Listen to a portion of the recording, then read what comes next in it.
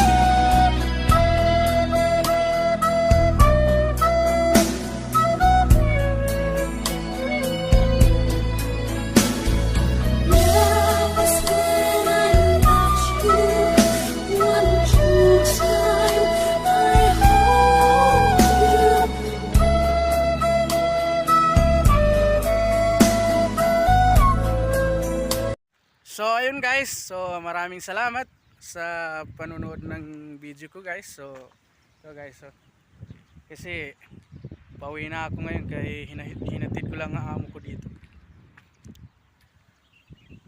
Magkikita-kita ata sila dito ng magkakapatid. Grabe ang sarap ng hangin dito, simoy ng hangin guys.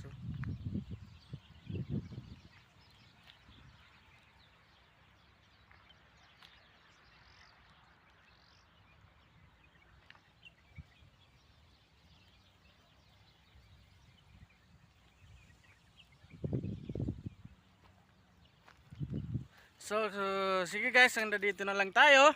Bye bye.